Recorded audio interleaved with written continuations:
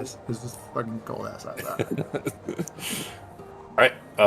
Well, then, if everybody's heading down into the tunnel there, you've been into this tunnel obviously a couple of times in the past when you had used it to sneak the Older Rock in and out. Remember, with the surrounding Vabian army. I will remind you, because it's been a little while here, so this is just DM caveat a little bit. This tunnel, at least when the Crow Fort was more populated, when there was a larger garrison here, they did have guards that were staffed over that specifically because you guys do know this, of course, that on the other side, the Vabians did find the exit. And when they did, that was when they started, basically wiping out any of the people that they could, which were the refugees that were, trying to make it through the tunnel there. God damn it, the Chain of Dogs refugees that were trying to make their exit out of that. So, anyways, you do know that there are Vabian soldiers, probably the dead ones, the Mortrillis, on the other end of the tunnel, and unlikely for anybody to be able to exit out of that without alerting them. Oh yeah, I'm not leaving the tunnel. I'm just going. Oh, I know. I'm just saying that you guys are heading into here. There are no Crowblinder guards on this side. Probably how Garrett was able to get through, of course, without alerting anyone. But you do know that if he were to make it to the other side, survival may be limited. But anyways, there's just the reminding you of what this tunnel is, I guess. But you make your way down. Does anyone who here? And I think I think you do. And I'm going to point to Serafina. Can't you just like mentally reach out to him and just say, "Where the fuck are you?" Can't you do that? If he is within, let me double check here. Message, 120 feet. So I can go like to the edge of the tunnel, like stay kind of hidden and like point a finger out there and see if I get a response. All right. I just something to keep in mind if you want to do that, because I don't have that nifty little ability that you have. Estimating the distance of the tunnel from inside to the exit portal or exit door, probably 300-ish feet. But you do know there was a pit in the middle of it with a broken rope bridge, and down at the bottom of the pit was where the carrion crawler. You know what a carrion crawler is? Everybody remember that? Isn't it dead though? Isn't it like long dead? Well, they were going to go in to kill it at least. That was the last that you knew. You guys haven't been back in here since then. Oh, I thought it was. Oh, it's not fucking. You didn't kill it, no. It's a giant maggot that eats dead bodies. Was it ever perceived as like a major threat, or were we like, oh, it's down? No, you guys knew it was down there. I mean, it was a threat when you guys were trying to make your way through, but you made it through just fine, and then the bridge was broken afterwards. So that was, when you guys were coming back in with the older rock, and then you never went back in. You just told the Crowblight, you told Pepperjack about it, and Pepperjack was going to send guards in to kill it. And that's like a little over 120 feet to the pit.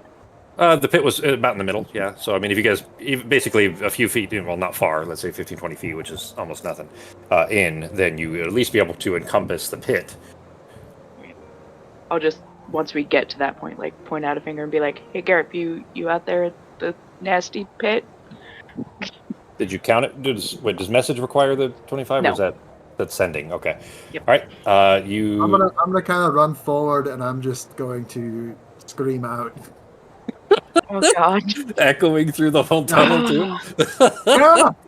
You son of a bitch! You're supposed to stay in the room. I'm gonna yell that out very loudly, probably about 40 feet away from the pit. You know how when Ben talks right now, since we haven't fixed his or adjusted the audio settings, how we hear that echo of Ben coming through Ben's microphone and through Becky's microphone at the same time. Becky, there might Sarah, be something dangerous down here. Sarah, you hear a similar thing of a shouted "Help! Help!" coming through both your ears and through the reply from message. That is clearly Garrup's voice coming from the direction. You hear the audible version echoing back down the hallway, and then the message version in your ear. Pogo pinpoint it better since he's pretty close to the pit. He's about 40 feet away. I mean, you can definitely tell that it's coming from the pit and not directly ahead. It sounds like it's echoing up from the pit, like he fell down below, maybe. All right, I'm going to cast light. Well, hang on. It is pitch black down here. Yeah, the only light you guys have right now is coming from the back of the tunnel. So what I'm going to do is I'm going to let's see here. How's the distance? All right, I'm going to grab, what do I have in my pack? It's just something small. I'm going to grab like. Does anyone have any garbage in their pack? Do I have any? I'm going to pick up a rock. I'm going to cast light on it, and then I'm going to run up to the edge of the pit, and I'm going to toss it down. Okay. All right. You see the kind of slow illumination as the rock is falling, and you see this kind of bubble of light as it travels its way down the side of the cave until it plinks into the bottom with a soft thud. It's clearly caught by something. Looking down there, you see a couple of different wriggling masses, one of which is about halfling shaped. You can't see a face. You just see a vaguely humanoid cocoon wrapped in webbing at the bottom. Christ. And shouting. Like you can see where the mouth would be, shouting back, still shouting help. I don't want to yell too loud. But yeah. And so, 3 halflings fit on the broom? 2 halflings. I mean, now that it's fixed. Oh, yeah, you know what? Well, I'm still say lengthwise that it would be not precisely comfortable now. Okay. So, first thing, before I do anything else, I'm going to just yell out, "You're a fucking idiot!" And then... Is there a way can I climb down the side of the broken... No, it's way... Well, you probably could. It is a long ways down, though, is what I'm going to say. All right, how far down? I could just fly you down. Probably 60 feet of pretty sheer rock. Like, we have the broom. Well, I'm actually going to call back PT Pablo. Okay. Tell him to rush here as soon as he can. He can't fit through the door, I don't think. He's not going to do that. Yeah, it was a mausoleum, so it would have kind of, relatively large doors, but still doors that big bird wings probably aren't going to fit through. All right, real quick, would I know any details about this creature that was down in this pit? You don't see the creature anymore. There's definitely but something was butchered down there. You gather probably the carrion crawler. You were actually with them definitely at the time, Pogo. So when you came back, so you would have seen it. Right. Yeah, so it's definitely dead. It's not the carrion crawler that has webbed it. Presumably. Perfect. Love it. Love a surprise. I'm gonna say Pogo with that nature skill check also kind of realizes this is something different. He's not sure what it is. Yeah, that's fair. Well, the carrion crawler doesn't spit out webs, so you would know that. Yeah. Or I could just feather fall all of us if we all jump in at the same time. The bottom of it. Now, I will say that everybody's approached the edge, so if anybody wants to interact with the pit now or Garib in it, that's fine. Pogo would run ahead, but by now everybody would have had time to catch up. You can see that the bottom of the pit is covered in a thick layer of webbing.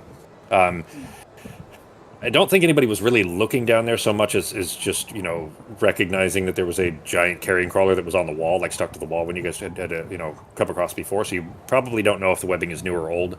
It definitely doesn't look new, I'll put it that way. But it is a thick layer of webbing, and in certain places is almost trampoline-like, where it's webbed up to the wall and then at an angle rather than just flat across the ground.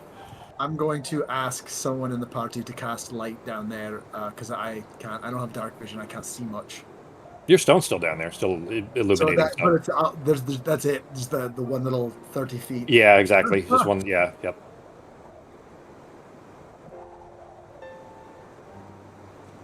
Which guy's doing? And then, I never used my polymorph because I didn't need to turn into a bird.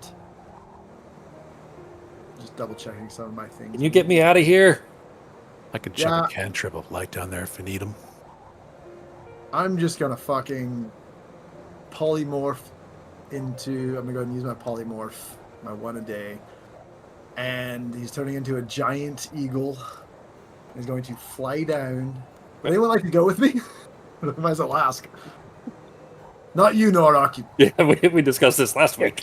I will give Norok the broom because he can ride the broom now. It's just slower for him going down. Exactly, yeah. Yep. And I'll go with Pogo.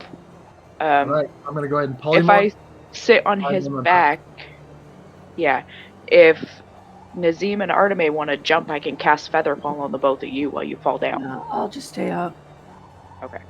And when I polymorph myself, I have one goal in mind, and that is to simply pull Garib out of whatever he's stuck in and carry him or have him climb, if he can, climb on me and just get him back out of this hole. I'm not trying to fight anything as the bird. Okay. I just want to get him out.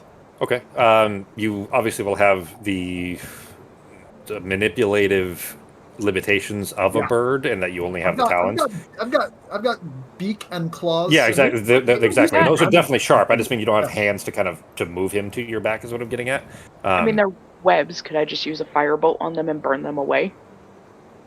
That might. I mean, I'm sure he. Well, I was gonna say you have to use a light, one of my cantrips, and I can actually cast the cantrip pretty deep down to give you some light on the way down. That way you don't have to waste a feather fall on me. I can just kind of push the light towards down with you as far as it'll go. Nazim, are you staying up on the cliff's edge with Artebe then? Did you want to waste a spell for the feather fall on me, or you just want me to chuck some light down with you? That's up to you. If you want to go down, it's only a first level spell, so if you want to go down, I'll hit Featherfall. It's no problem. Maybe save it, because you never know when you're going to need it. But I will cast some light as far down as I can chuck it, so that we have some visibility without fire. Real quick, the giant eagle, he gets advantage on perception checks with sight, and he would have gotten a 25 on that roll. Okay. He would be checking the area. Would he see anything before from when he turned into the bird while she was climbing on him? He's going to look down to see what is around that area. Okay. All right. Before, you know what? All right, we're going to come back to that in just a moment because I can understand the comment. Fucking cool. That's cool. Yeah. Fucking Gwaihir here. I don't. So now I can give a weird look when they say shoot fireballs like at the netting around. Okay. I was going to get to that too. Take it left and right because I can't speak, but I can understand. I'm going to shake it left and right. All right. Real quick, Fox, does Arteme share Fox's fear of arachnids? No. Okay, so all right, so the Arteme staying up there is not for fear of what might be down there, right?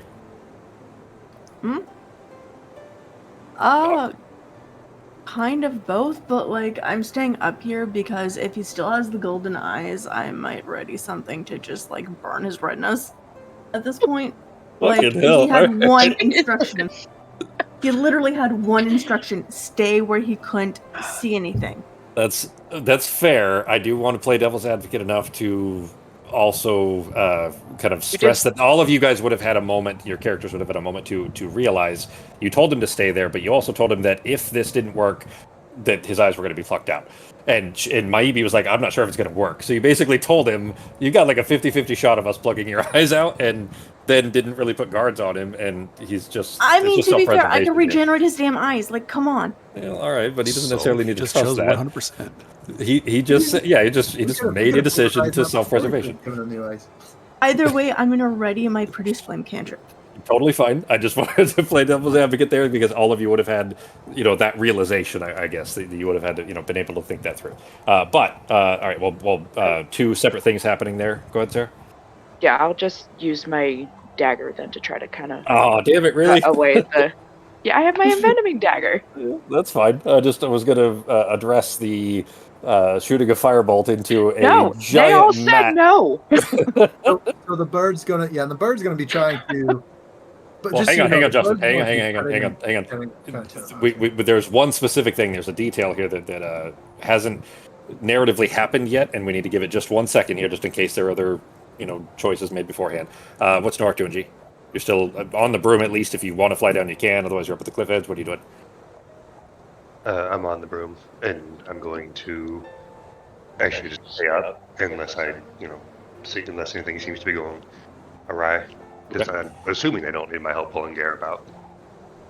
Yeah, I mean, he's very small, and they have, sharp things for that kind of extraction. But because you're staying up then and floating around a little bit on the broom, give me a perception check, and I think you have advantage on this. Yeah. Give me perception check from Eagle, Pogo, and Sarah as well. I just did one. It's 25 total. Oh, that's right. I'm sorry. You did. Yeah. I've got the stats up here so I can roll when needed.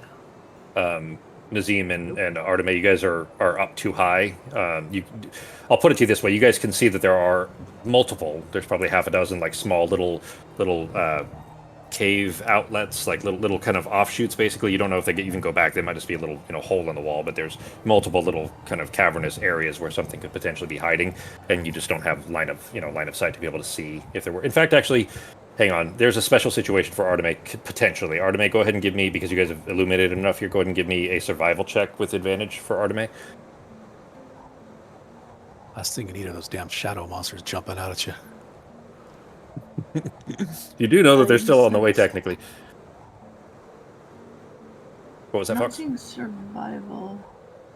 You might have to, drag the window down. I had to make my thing bigger, because there's no scroll down. I think pop out still works, by the way. So if you guys wanted to, you can do that as well.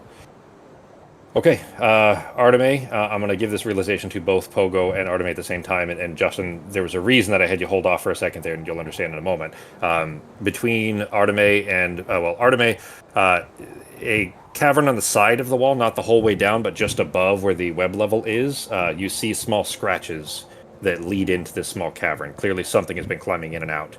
Not like striations in the rock, let's say, not necessarily scratches like they were having, struggling to climb, but just something has been moving in and out of this little cavern chunk on the side.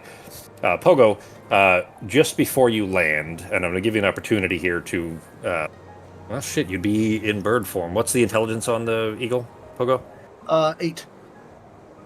That's not great, and Sarah didn't see it. So, Pogo, you would see that there is clearly some movement. It's dim, and the kind of light is being obscured by the cliff edge a little bit. But there's a small, cavern chunk thing that isn't very tall, but definitely large enough for something to be able to kind of crawl in and out of potentially.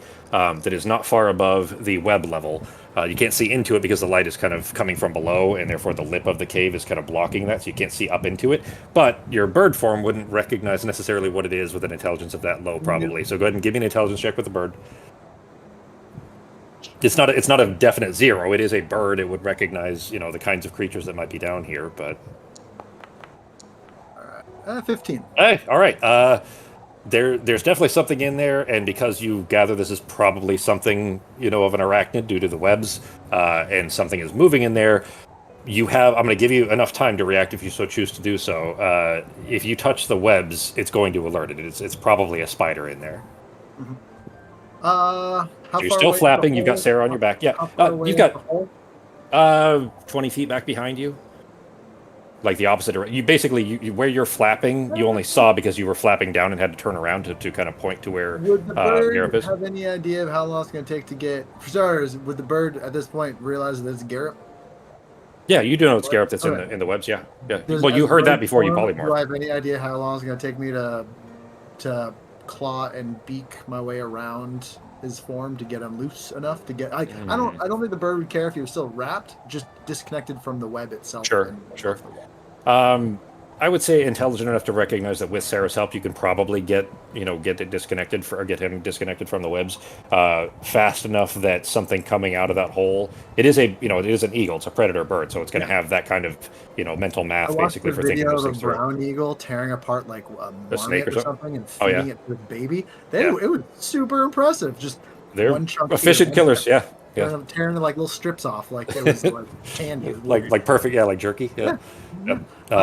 So you know what? He's gonna risk it. He's gonna dive down enough and kind of position himself to where he like puts one claw up against like a surface and the other one with his beak is gonna be tearing around the edges on the back, whatever's holding it in, until it can maybe get a good enough grip on Garrep to pull him out. Give me this isn't an appropriate verbiage considering your current form, but give me a sleight of hand check. I think that's probably our best with the bird, obviously. That's going to be a... If I'm helping with my dagger, can he have advantage? You know what? I'll leave that to either of you. Whoever wants... Well, Pogo just rolled a 17. Shit, that's a little bit better. Go ahead and... so Sarah, if you're helping him instead of him helping you, we'll go with that route. So Pogo, roll that one more time. Roll another d20. Sure. It'll be help action from Sarah is what it'll be. I was going to give you the option to do either way, but okay, so still 20. All right, so then with Sarah, you obviously, Sarah, have to do the kind of the majority of the more dexterous manipulation, only because, he doesn't have hands. But between the claws, Pogo, you kind of rake down on one side, rake down across the other side, use the beak to tear through above. Sarah, you're kind of carving the feet away. He is still very thoroughly wrapped and is... kind of like the Shelob wrap for Frodo in Lord of the Rings, what I'm talking about? Like a full-on encasement kind of a wrap.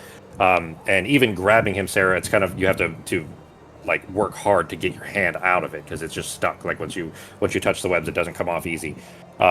Which works to your advantage, if anything, because you end up kind of yanking him up almost accidentally up behind you onto the bird. Pogo, you've managed to do this without getting your wings stuck in it. That was part of what the strength check was for, the sleight of hand was for, is to see if you get yourself stuck in the webs, which would be very easy to do with flapping wings and everything. But you did manage to keep yourself away from it. You do feel the additional weight on your back now that you assume Garrep is there as well. There is a very rapid scurrying coming from behind you. You can already gather what this must be. What are you doing? Can I hear it? Oh, yeah.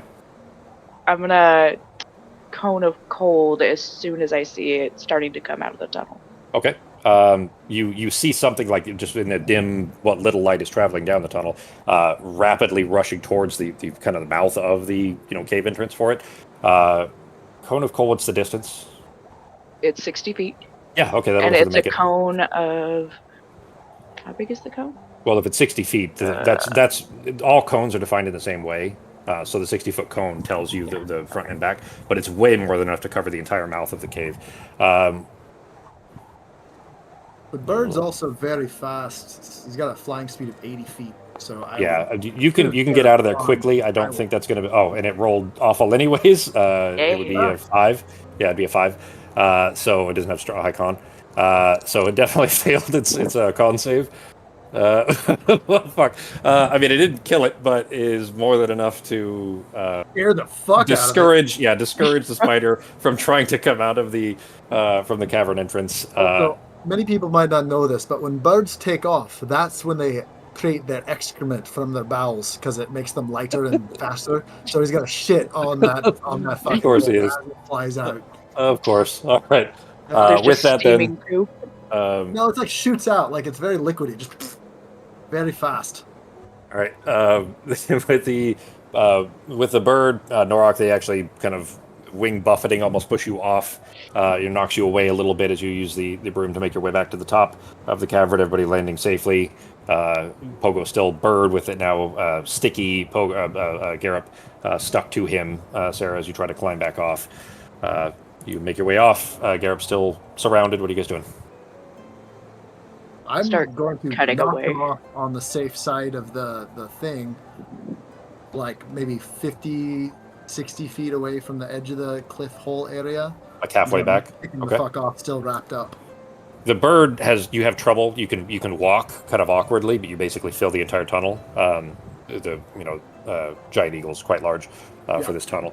But you do kind of meander yourself as cautiously as you can down the tunnel. I'll probably turn back after you drop him off? There. Yeah. Okay. Well, after he's on the ground or whatever. Okay. All right. So you guys are halfway back the tunnel then, so you're not near the cliff edge where the spider was. But everybody's kind of gathered around a still wrapped Garrep. He's now on the floor. Pogo's left to himself. Okay. Give me also a sleight of hand check. Oh, this ain't gonna be good. Why? There we go.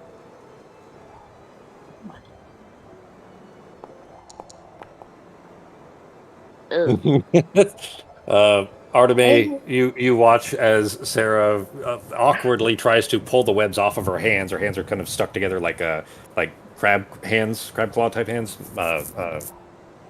Mittens. There we go. Couldn't think of the word. As she keeps trying to carve away at this, and multiple blooms of bright red are kind of filling into this white spidery trapping surrounding him.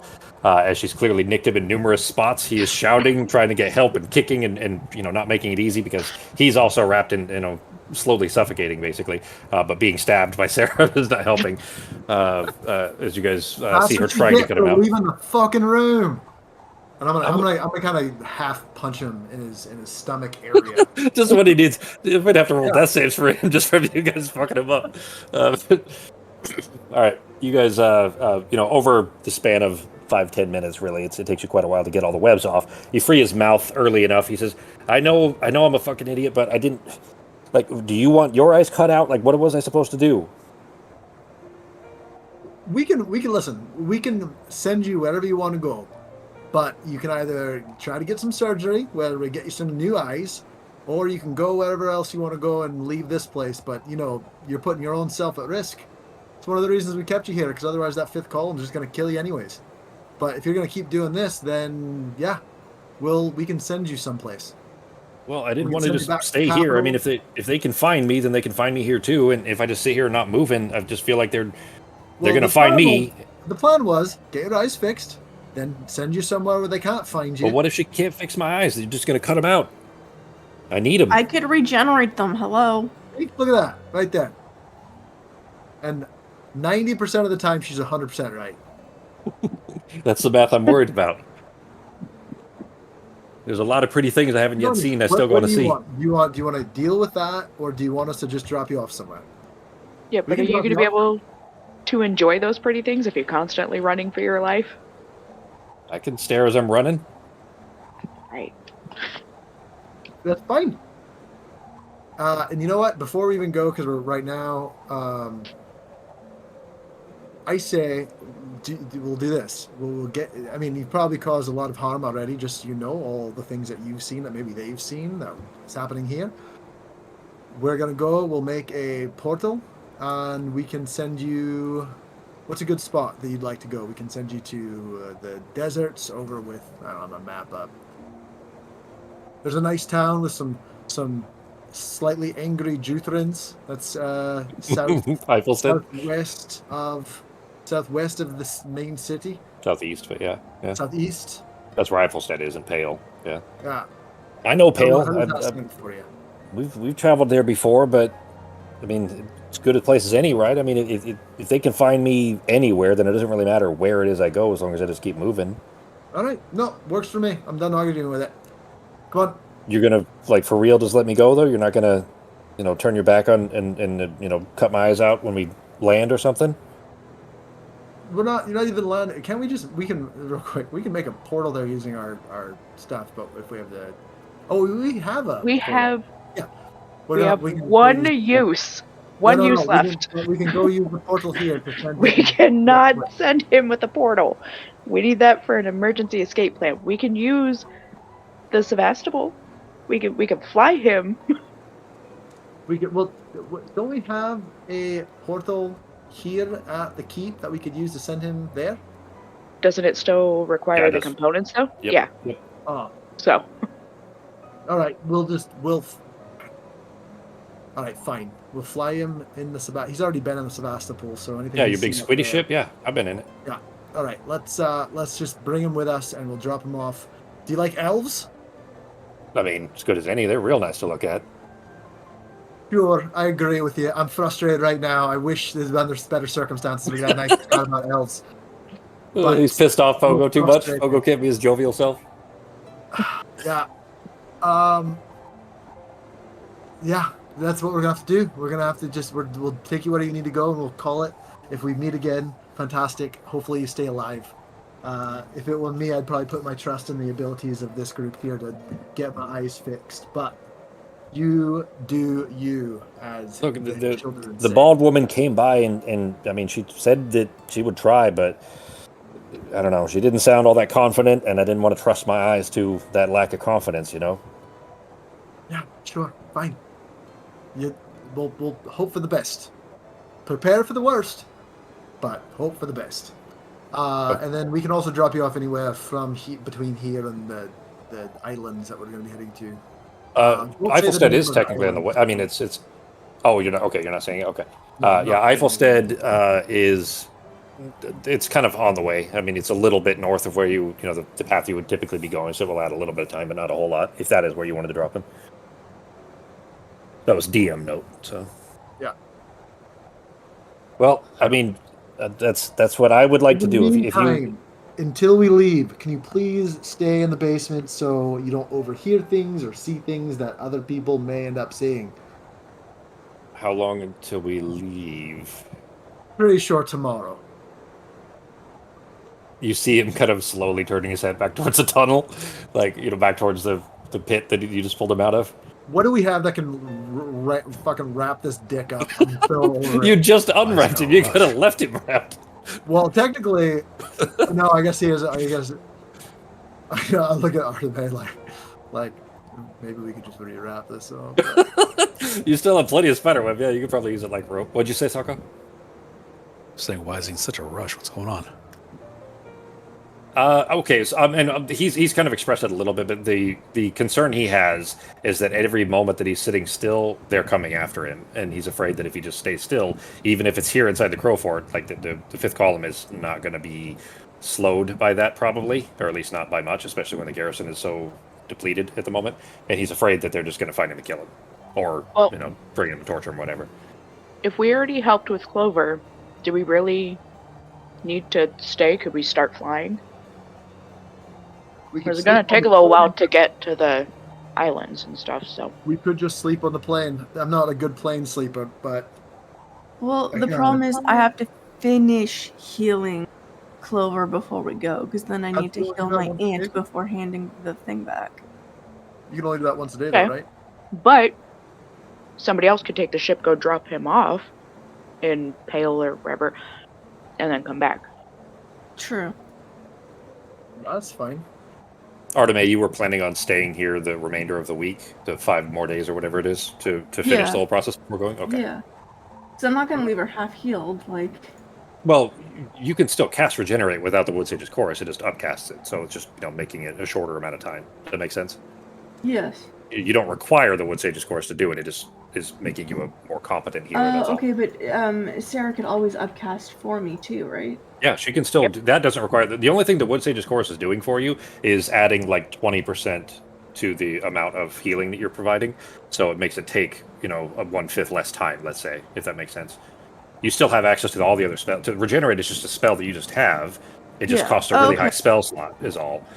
Okay, so So- I might as well go heal my aunt and then give this back. Do it however you want. I just wanted to make sure that you have that because it's not that you don't have to have the Wood Sage's Chorus to do this. It's just making it take a lot less time, basically. Yeah, okay, but Sarah could practice her upcasting at the same time. Okay, Yeah. we could do that then. She could practice her upcasting and I'll just bring that back earlier, but I still need to heal my aunt with it. Which she's on Gwynsera anyway, which Yeah, is so where we he's in Breathless. So Drop him off on the way. Well, So, I mean, we if wanna we want, stay we here can for leave 5 now. more days. I'd rather just get this over with. I can just go take the Sevastopol with anyone who wants to go on a little vacation for the next day. Drop him off, come back. Eifelstead is 3 hours there, 3 hours back. There we go. We'll be back before dinner, supper. But before I go, I'm grabbing some food and some whiskey. And you, and I'm pointing to Garrett, are fucking not gonna do anything staying in my sight this entire time. We had a very long day. He grins a little bit. I didn't mean to create trouble for you guys. You got to understand. I don't want to die either. It's understandable. I mean, you know what? Okay, I guess I'll give it an opportunity. If you guys want to try to convince him, I'll allow even Pogo to try to persuade him. But if Pogo's too pissed to care about persuading him, that's fine too. I'll be like, yeah, you don't want to die, but you put everybody here at risk, including yourself. Detective number 1, you do the same.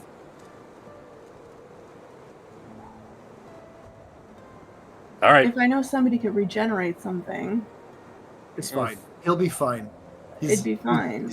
He's rascally, and he's spry. I'm sure it'll be all right.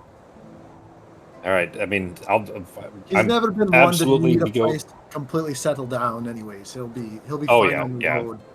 Yeah, Pogo definitely is aware of that he's always My been a guess traveling. is, to be honest, he might not even be important enough to them for them to really care too much about. They might just turn that channel off. I'm saying it also to where it might offend him a little bit. So you do know that just as a reminder, because I think everybody, this is relatively recent, but everything you're saying in front of him is being transmitted. Okay, all right. Okay. Yeah, the way you said that, I wasn't sure if you were meaning him or, the Odo people has who an might be actual listening. plan for this. He's not. Okay, well, I would have written it down. Or no, wait. Well, he's hang not on, wait. gonna drop. I him thought it off. was everything he sees, not everything he hears. Oh, it's both. Both, yeah. Oh, jeez. So here's the thing. Wait, I'm not no. actually planning on dropping him off at that exact town. Okay. He's gonna be dropped off at like 15 miles away. So Like, Eifelstead is the random- capital city in Pale, so it is a pretty, you could drop him off anywhere in that area and it would still There's, like, the read town to the... stuff. Yeah, exactly. Like the listener would still read that as it could be anywhere in this giant area, so that Mhm. would still be fine. That'd still be But wait, appropriate I thought for we us. had a way of communicating to where they couldn't see or hear. That's what Nazim was doing. Yeah, Sako, How? or well, by writing it down. So that you Okay, guys could but if communicate. everything he sees and hears is being transmitted, Oh, not then... to him. No, that was you guys were communicating. Yeah, each other. amongst each other. Yeah, not to Yeah. him. Yeah. Sako, that was you. Uh, Didn't I think Sako had done that, right? Yeah, I was just kind of writing things down and showing things. Yeah. We So do he that didn't hear thing where we anything. try to write on his back with letters. Is it a horse? It's a horse, right? Is that a horse? Is that the letter Q? Yeah, but anything, that he can see and hear, within a short range anyways, and he also is, able to see magical auras too, which, considering that what you guys all have on you, obviously might make you guys targets as well, but, Yeah. Oh, well aware. What I'd like everyone to do, I'm gonna go. I'm grabbing Garrett and I'm just pulling him at this point. Towards back to the kettle keep. We're gonna grab food. We're gonna grab some drinks, and then we're going to start heading to the Sebastopol. Okay. If anyone wants to Just join grabbing us, like food supplies or just like for a meal right just now? food because I haven't eaten yet today. I'm getting a little Okay. peckish. Yep. That's a bird joke. And Real quick, while you're doing that, Justin, yeah. or Pogo, speaking of birds, Stara, you feel a brief but sharp, like needle stab in your mind. Oh shit. It's there, quick and then gone, and you immediately recognize that Noctua is no longer present on this plane. We lost the lich. What? And as far as you know, she was over the ocean somewhere. You don't know, over the Caliodoran somewhere, the sea. You don't know where necessarily, but that's where she was headed, and by now she should have at least made it over the sea and out of the desert. So, Yep, she was flying to the islands over the ocean, and now she's gone. And she doesn't take shit with her, so she dropped it in the ocean somewhere. Unless something ate her and then it's inside that.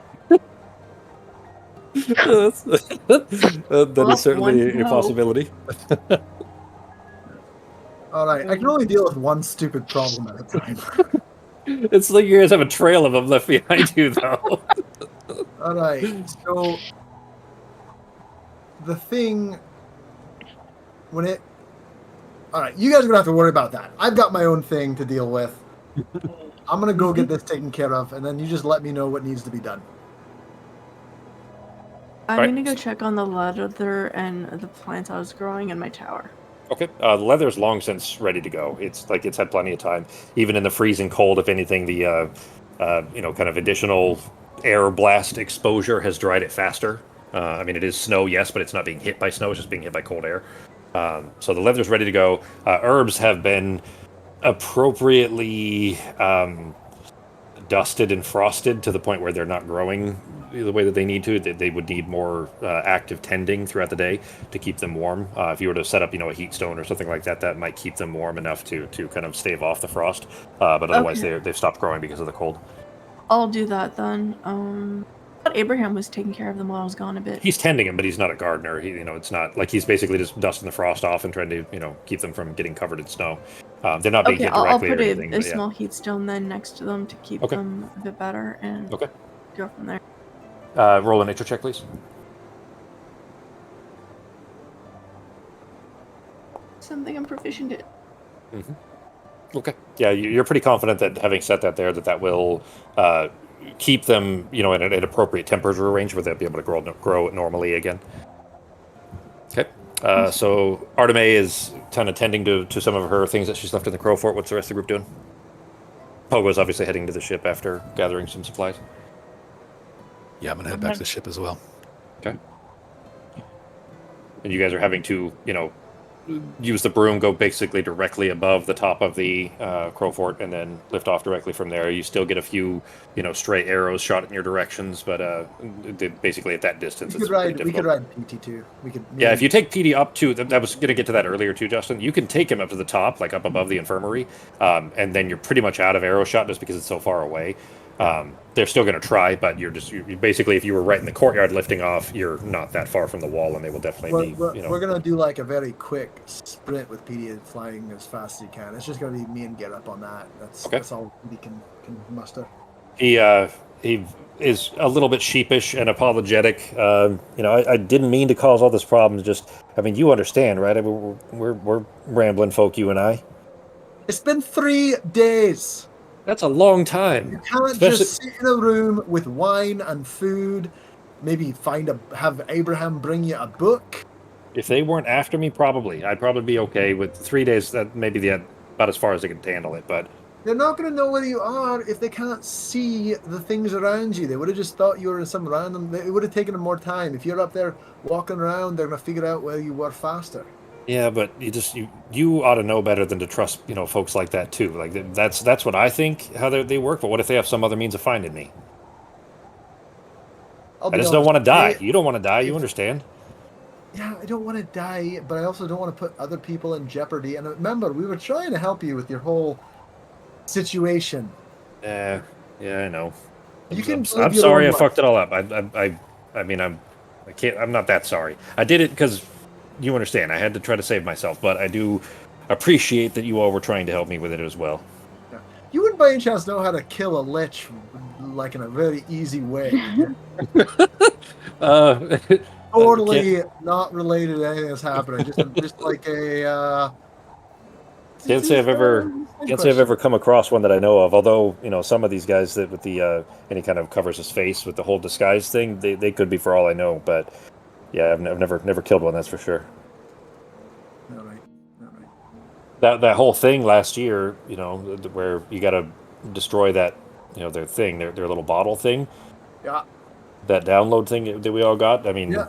that's that too, obviously. So I mean, that's where I'd start. Sure.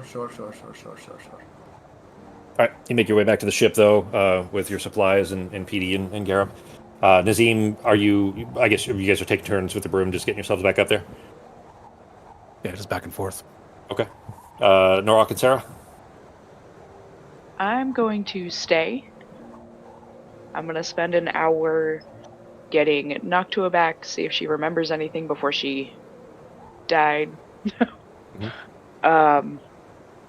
Waiting for not Kansas, it's a new one. Mighties. Wait for the new from my 80s. Okay. And just hanging out and trying to judge people's reactions. Okay. When you say To stay, her. you know what? I'm sorry. I didn't even give you a chance to go over that. Brief, I wouldn't say retcon, but brief insertion, let's say, into the time in the tunnel there.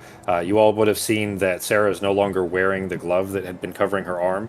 You had seen enough times when she was in her shadow form that the arm was clearly not the normal appearance, but with the glove, when she's not in her shadowy armor, shadow skin coverage, she always was wearing this glove basically to kind of hide what was actually there in the arm.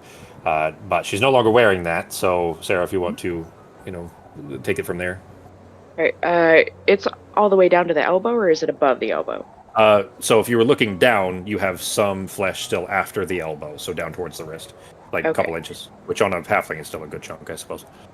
Yeah, so it's just a stump like a flesh stump that ends but continues in magic, and it's just pitch black, like roiling shadow for the rest of my hand. Definitely would have commented on that. Yeah, that's my fault, guys. She mentioned it last week that she was going to stop wearing the glove that was hiding all the shadow. Basically, she's been wearing, honestly, I probably would an have arm seen length it. glove. Yeah, I probably would have seen it and looked at her and gave like a side expression, and then continued. Like I was too busy with the other thing, but like dealt with weirder stuff. would have seen me give a look like, what the fuck is that? I'm just gonna ask her if she wants a leather glove, and that's about it. no, I'm good. I didn't want it, but I got it. Then I'm done hiding. So I'm I'm not just gonna give a small nod. I don't quite remember what I was doing with the leather. Honestly, I think I was making a backpack for Nazim. It was and tents. Tents too. Yeah, because Nazim's tent was, he had used a halfling tent and his feet were sticking out. Oh, my feet were sticking out. Yep. Okay, so I was gonna make a tent and then I think a backpack. Okay, perfect. And I do still have my glove. I will be using it if there's a chance we run into some Juthrans, because that won't end well. But okay. Yeah, so the scroll to kind of give a little bit of background there. Arteme, the scroll that you had pulled out of the sarcophagus there, the original one, when Sarah had grabbed that original scroll case, when she had touched the orb that was in there, she had since given it to Corn Xantalus. But when she had touched that, it had started to make a little tiny pinprick spot on her finger, and it just slowly grew until it got to the elbow and consumed her whole arm.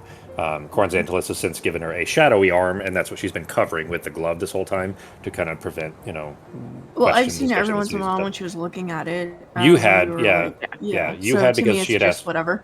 Yeah. I think Sarah had asked you to look at it, medicine check files, look at it a couple of times too, if I remember right. Mm-hmm. So, all right. Okay. Then now that all of you are aware of this after having a discussion in the tunnel, that the arm is not regrown or anything, she just has kind of a shadowy appendage basically in place of that.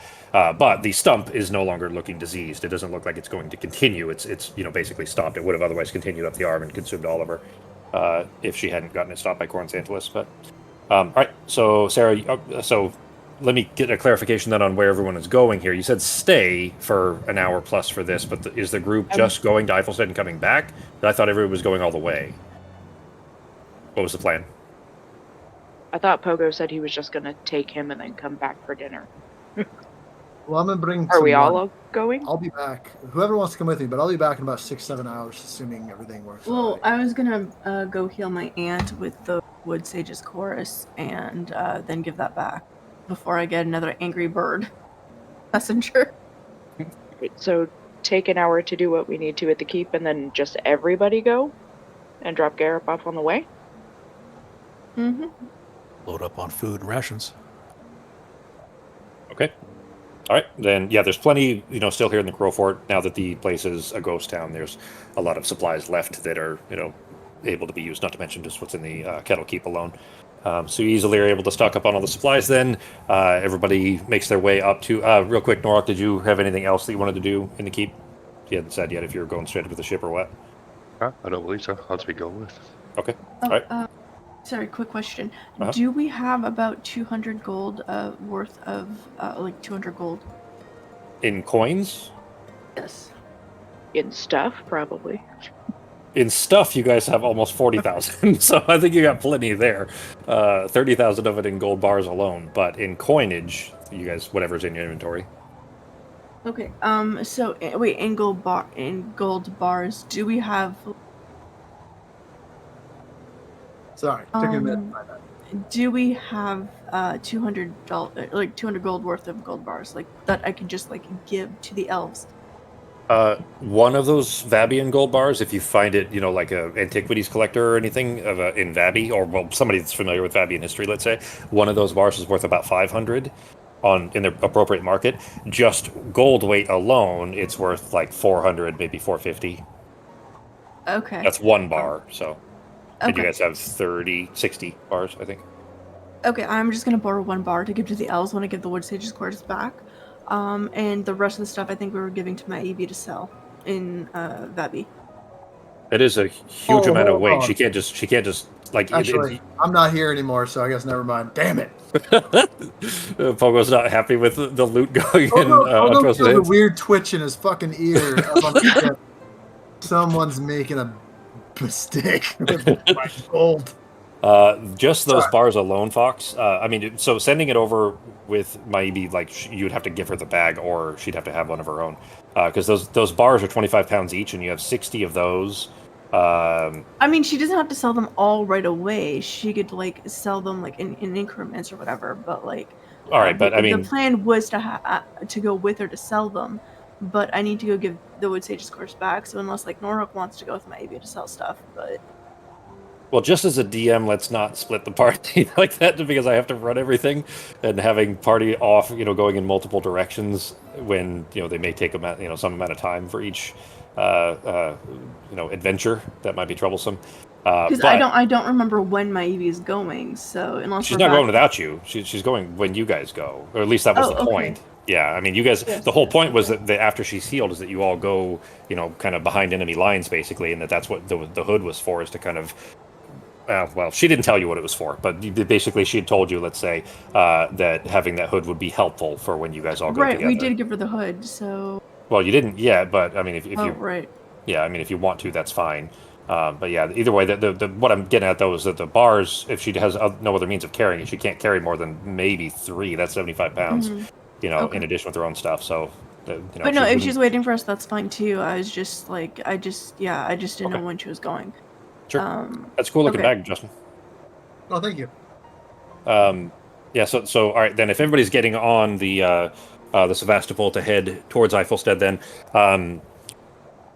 for the sake of some time, I guess give me an idea. We'll hand wave past the 3 hours it's going to take to get to Eifelstead, unless there's anything you guys want to do during that specific period. Sarah, will get to. You could do the summoning potentially on the ship if you wanted to. Yeah, I'll do that. Okay. I'll just practice my stealth and what was the other thing? Read some of the books that I had gotten, some of the Okay. healer books. Okay. I can I'm going to turn that grab off. Garrett and show him the giant slab of gold and see, like, see, if you had your eyes fucking swapped out, maybe we could be part of that. You could just see that? That's what we do. But no, you gotta go. We're gonna go drop you off because you're too scared to hang out in the basement for a couple of days. That's what happens. And then we're gonna walk past it. We're gonna go to a room. We're gonna eat food. We're gonna drink booze, and I'm going to tell them we can't talk because I don't trust what other people can see or hear, and that I don't trust myself. Okay. So just gonna sit there in silence with all your eating. We're gonna sit there in Okay. silence. We're gonna eat food until we get to a general area. I am going to ask him to stay here for a few minutes. I'm going to go and tell the rest of the group to find anywhere 15 miles away from the main city, whatever direction, and then just land it and we'll drop them off, or Okay. I'm down there. But don't tell. That's actually what I was going to ask. Is Don't make it audible. where the Don't let him know exactly where it is for his own safety and ours. All right. Arteme, you definitely are familiar with that area quite a bit. Sarah, having grown up outside of Eifelstead, at least the surrounding suburbs almost. They're not quite suburbs, but little farming villages and that kind of stuff, primarily halfling populated around the outskirts of Eifelstead. So between the two of you, you guys can find pretty much whatever environment you're looking for if you want to give me an idea of what kind of place you want to drop him off in. I mean, probably far enough away from Eifelstead that we want like half a day's walk? More than that? He'll have to be careful. He'll have to be careful of the Juthrans in the area too. Yes, he will. I can be careful. I know what their armor looks like. He's You not think there. I'm going to let them see these eyes? Oh shit, that's right. I'm sorry. You're having this conversation without having your right. I apologize. Yep, sorry. Yeah. You guys figure it out. I trust you. Also, I don't care as much as I did a couple days ago. Kind of lost some trust with Garrett. I mean, definitely not my hometown since it seems to be overrun with Juthrans. Not great. Just kind of something at least a half a day away. Where there's other halflings and you won't stand out too much. All right. There are plenty of little farming villages and so on that you can drop them in. So you find not even really so much of a village as more of a trading post that's basically half a day out on the main road, and set him up with simple enough accommodations. Are you leaving him any amount of money? He is a gleeman technically. He can busk and make his own money if he needs to. But I mean, Sarah's got 9 silver and 38 copper.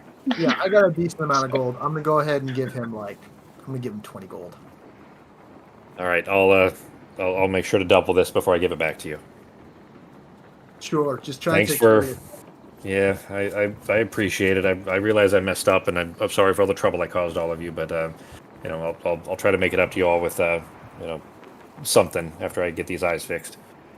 Yeah, and be safe. And Christ, man, don't get yourself into this kind of predicament again. You're telling me to be safe when you've asked me about liches chasing you? Yeah. I'm in a different position though now than I used to be. It's this job is hard, but it's also rewarding. It's a rewarding career I've chosen now.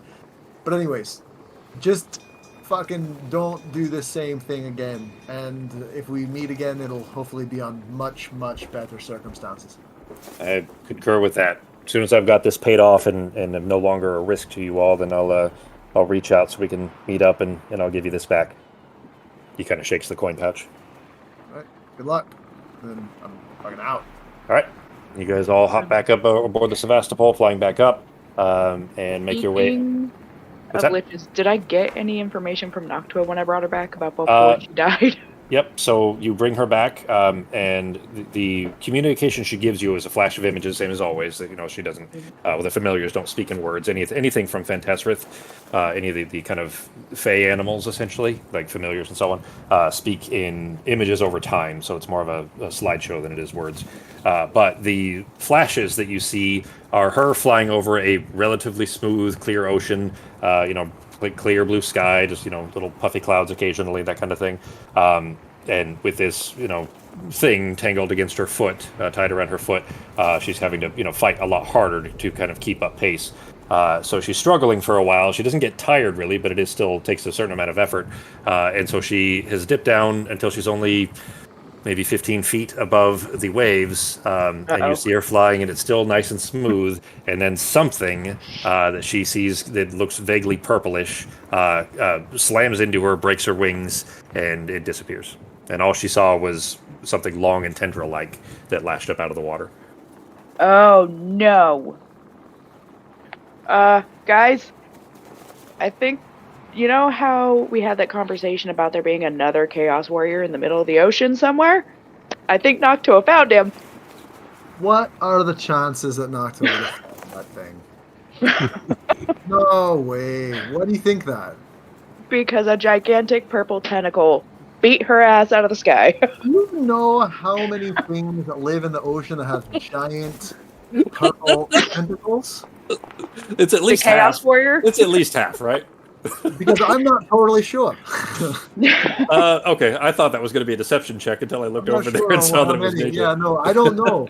But I would say there's I'll do a probably at nature least check, two. but I don't think many octopuses are purple.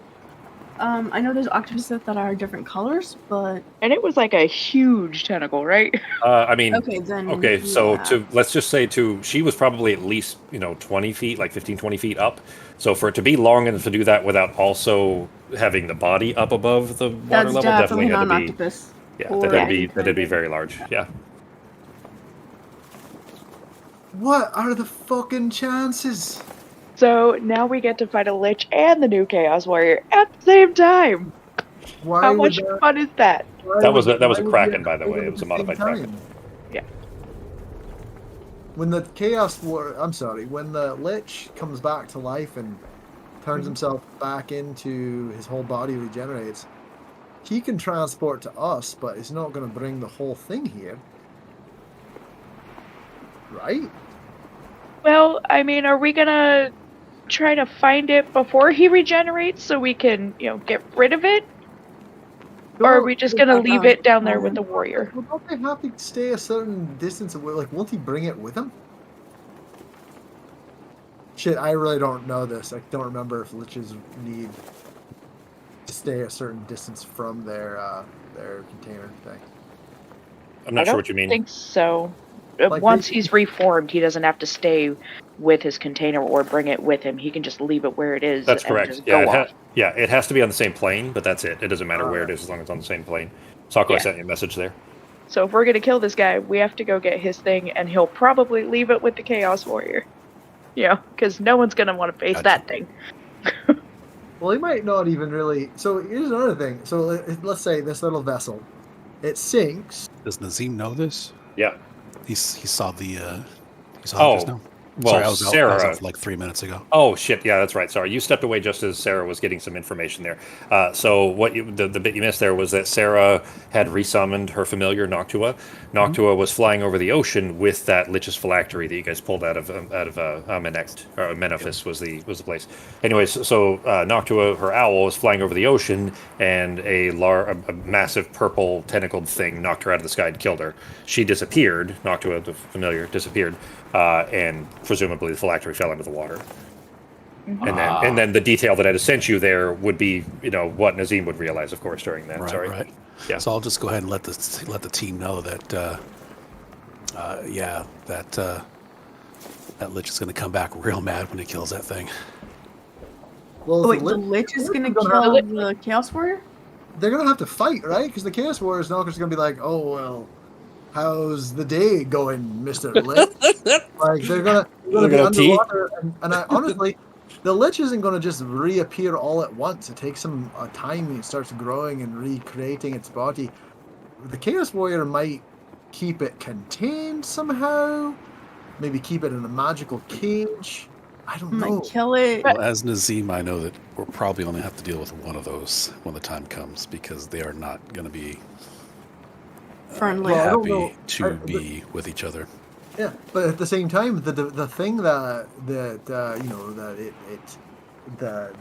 thing that needs to reform, I don't think it can be destroyed by most means. Like, it's not a thing that you can just. I know, but we were going to take it to Gwensair and have an artificer take care of it, but we can't do that now because now it's on the ocean with the Chaos Warrior. But won't the Chaos Warrior just destroy it? So I also... It's only going to be after its own stuff, right? Or will it be able to track us even if we don't have its things? We need to talk to someone who's a professional with the liches. Who would know... Who's down with the liches? A real... Down with the lichness? Yeah. A real... I have no idea. Would Sarah know of any... Well... I'm sure Nazim would know some, but not enough to help in this situation. I mean, I could ask Corin Xantalis. He may not answer. He may not give a shit. Honestly. What about Ozzy? And he'll just be like, y'all can figure it out. You'll be fine. Norok Ozzy would absolutely know, well, would likely, let's say, probably of the people you've mentioned, Corin Xantalis, definitely. Ozzy, absolutely.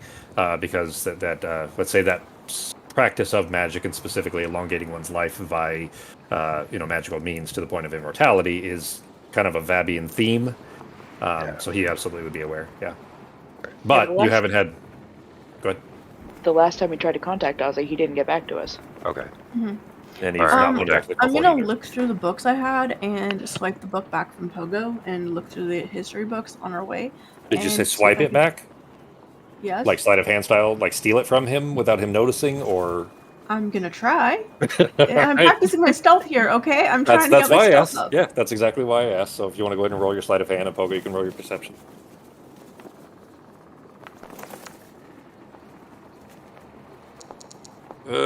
Well... Yeah. Neither of you rolled good shit. Arteme, you trying to approach Pogo while he's having this discussion. You stumble over a chitinous chunk in the floor, nearly crash into him, but thankfully with your shoes you don't make any sound with the steps. So you kind of stomp back down and right yourself before you lean down and pull the book from his backpack. Apparently he didn't notice. Yay, okay. It's a fumbled attempt, but it worked. Mm-hmm. I'll put it back after I finish reading. So I'm going to see if I could just skip through to like any mention of liches and stuff and go from there. Well, I mean, that book was a treatise on the Vabian kings, specifically in the Old Kingdom period of Vabi. And Amenect is in there. He's not a king, but he's definitely the historical person, I guess, is in there pre-lich, if that makes sense. So it doesn't give you much details on liches, but there are details about Amenect, the person. Okay, that might be useful, and I'll look into any of the other books to see if I can figure anything out about liches. Okay. All right. So Artemis doing that for a while. You guys, what else are you doing? Can I look Continue your at conversation, whatever else. Can I look at my scroll? Has what I wrote before disappeared? Like he's read it? No, it has not. It's still written on. You talking about the one that you sent me like last week or week before, right? Yeah, so it's been like, I don't know, like 10 hours, 11 hours. That was before you guys slept when you were at the tower still, yeah. So it's probably 12-ish at this point, yeah. So, I mean, not outside the realm of, normal. He could have just been a long sleep. He hasn't checked the scroll type of thing. Right, He's left you on bed. I will roll it back up, and I will wait a few more hours. Okay. See. I'm going to go up to Serafina and just be like, hey. And then look at her arm. I mean, it's not contagious. I'm gonna poke at it. It acts like a real hand. I can grip stuff. It burns when you touch it, though. Like, Oh, not fuck, damage fuck. burns, but what you're talking about the shadowy part, right? Mhm. Yeah, so Pogo, if you touch the shadowy part, it is not comfortable to touch. It's like being electrocuted. Ah, what? That's a thing. I mean, it's not a bad thing that I think about. It could be anyway, but Do I feel anything when he pokes it? Yeah, she Is there you any still have sensation? you have normal sensation on it. It doesn't burn to you. It only burns to whoever you touch with it. I'm gonna bring my hands, my palms together up in front of my mouth and just go, why? Why? What? Why did I take my glove off? What is no? Just what is this happening here? I don't recognize it as a Oh, standard thing. so I've actually had this since we've known each other. Yeah, you always love your gloves. Very good look. Yep. Yeah. So we went to a tomb, Misetsu's tomb, and I opened up a scroll case, rolled this little bead out into the palm of my hand, and not being, smart at the time, I wasn't wearing gloves, and it just kind of made this little black shadowy hole, and then it just spread. Oh, is it still getting more and more? No, Corin Xantalus helped stop it, at least where it was, but I mean, as you can see, it went for quite a while. When you touch yourself with that hand, does it also feel weird? No, feels normal. That would have been interesting. I had a follow-up. I'm glad that question continued the way that it did. For a second there, I was a little worried. Nope. All right. Nope. Perfectly normal sensation. It doesn't hurt you or anything weird. It's nothing we have to worry about. We don't have to get a doctor for you or anything, right? No, I mean, Are you Corin happy Xantalus with stopped it? it. I mean, it's interesting. I mean, It's not bad. It caught me off guard earlier, but it's interesting to see that instead of a normal arm. Wasn't ready or prepared for it.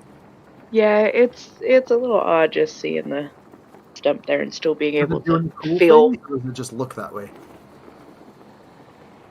I mean, it's part of Sir Connell with the magic that I've got. Does it turn into like a Just knife kind or of anything like that? I will form my shadow knife, and it just kind of like forms out of my hand, but it is just a shadowy dagger. So it's not like attached to my hand, but I can form it out of my hand. Not like turn it into like an Allen wrench if you were working on a project. No, it's All still right. just a hand.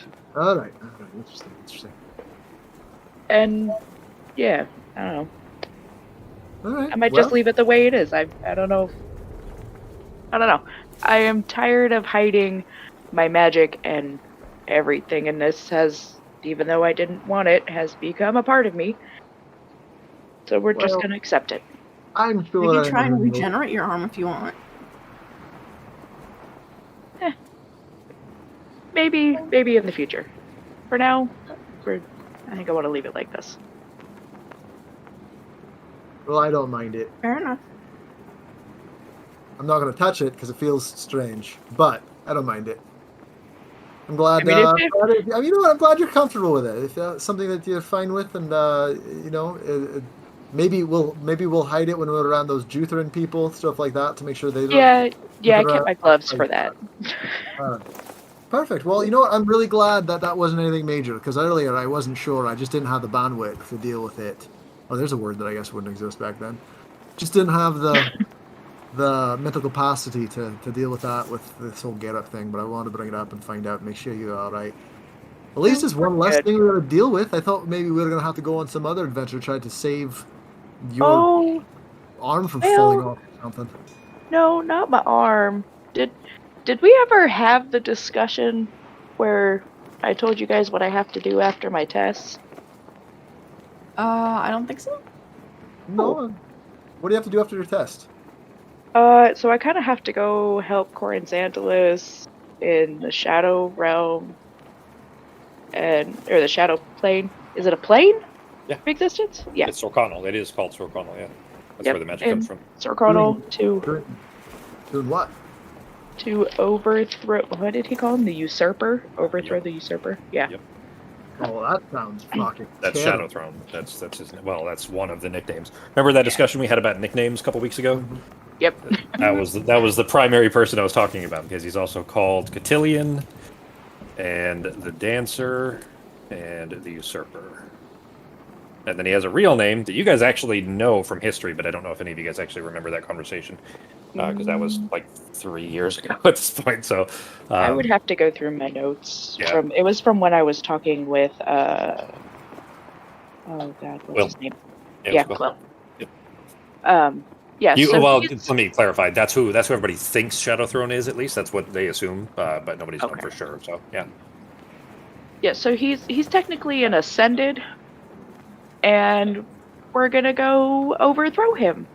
And Corin Xantalus will become the ascended.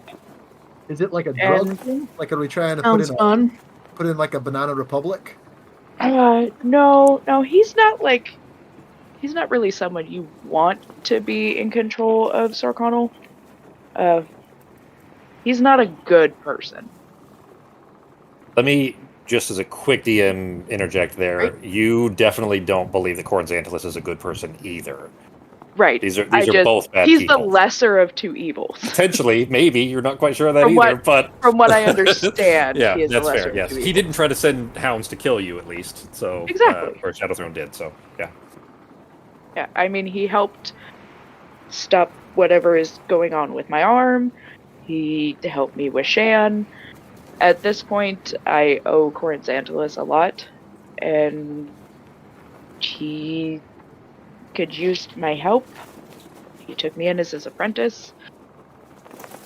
Gonna make me his champion if we can succeed. So this will be interesting. All right. One more thing on the platter of things that we get to do.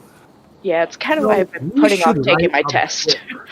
When we have some downtime after something has been closed down, we should all get together, write a book. I'm already writing down everything we've been through.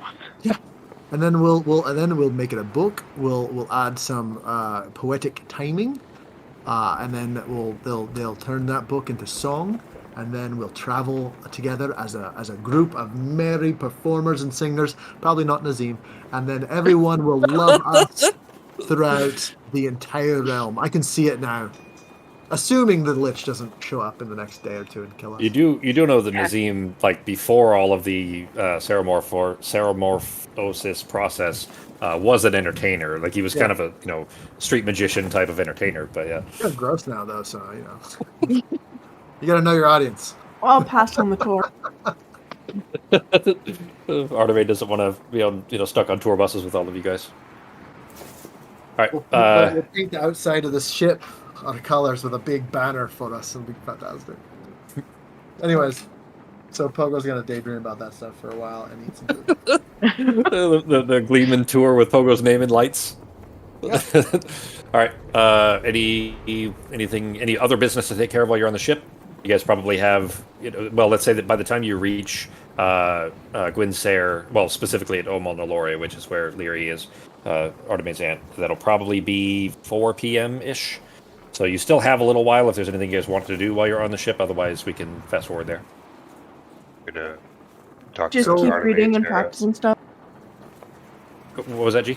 I was just gonna say I'm just gonna talk to Artemis and Sarah about the clone, if they have any ideas about what would be best for that, and then if one of the pods or whatever, I can't remember the exact name. Sorry, on the ship is still available. The Then I'll use vat. one of those. Yeah, Vats. it's a vat.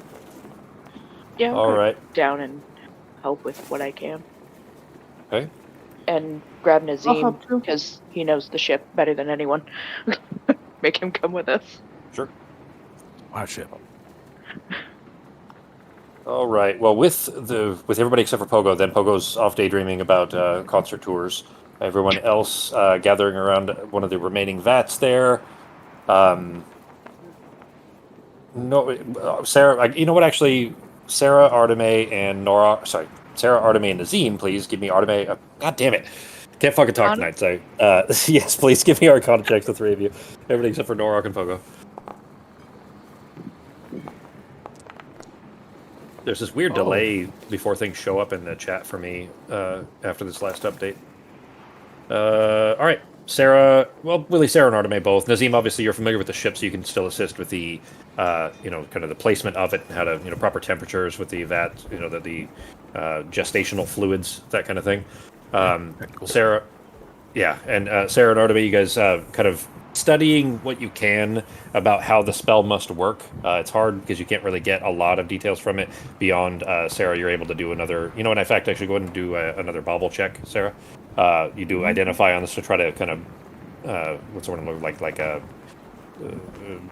Understand deep- how the spell works. the yeah, like a magic. deep, yeah, there you go, like a deeper dive into specifically the clone part of it. Ooh, well, it didn't break. That's not Yep. the knowledge check. That's just the didn't break check. Yeah. So with that arcana, or with your arcana checks there between the two of you, it is going to obviously take time. It is important that the fluid in the vat remain a certain temperature, and environmental conditions don't get dramatically changed. Let's say things like air pressure and that kind of stuff for 120 days. That is quite a while. But it will slowly grow in the vat until it is a full-sized Norok. And as long as the vat doesn't get broken, the crack, it doesn't leak the fluid out, doesn't tip upside down and pour the fluid out, temperature is still within reasonable range, all that stuff. Then in the end of the 120 days, there will be a fully grown Norok in there. Now he's not a slave, he's not a clone, or he's not a mental controlled by Norok or anything like that. It will be another individual, just exactly like you have Mizan and Nazim. Same exact thing, almost the exact same process. So it will be another individual. Until Norok dies. If Norok dies, there is the possibility of transferring into the clone. Yes, obviously that kills the the person, the individual that was in the clone. So, which is what would have happened, obviously, for Nazim, or if Mizan, had been needed for that reason. So, anyway, so that's how that'll work. So, Norok, you gonna go through the starting process? Yeah, I'm going to go ahead and get it started. Okay. Well, you can't see it in the meantime because it is just a small collection of cells that slowly begin bifurcating and becoming more cells. But over the span of a week, you might be able to see an itty bitty little floating bean floating in the pod. But for now, the process has begun. Go ahead and mark off one of the spell slots from that, G, or just in your ear cuff. Just mark that it has 2 remaining slots or charges rather. All right. I feel like that's going to be an easy one for us to remember as well. But you don't need to feed it or anything. You can kind of just let it be. So, yeah. So I mean, the clone a Norok like 6 months ago. you forget about it. You come back and you've just been drowned in there for 3 months. Anyways, you any other business to attend to before arriving at Amal Valori? I mean, are we going to be able to come up with a plan for this lich, or do we need to wait until we can speak to someone with more knowledge? Because here's the thing, guys. Can we even go back to the Kettle Keep if the lich is just going to fucking show up? I mean, we don't know when definitely. it might happen. We don't know if it's going to happen. We don't know when it's going to happen. But if we're there, should we go bury all his shit beneath a tree and maybe he won't be able to find us? I mean, I'm pretty sure he is aware that we took all his shit, so. Now, I'm not saying to do this, but we could I don't walk think around if- somewhere where we could get pickpocketed with such items on our hands. I don't think giving it away or giving it back is going to change anything. We touched his stuff and he is going to be mad. Even if it's pickpocketed That's off a of dumb us. rule. That's a dumb rule. We should be able to touch his stuff and then hide it in a tree and he just shows up at the tree confused. I feel like...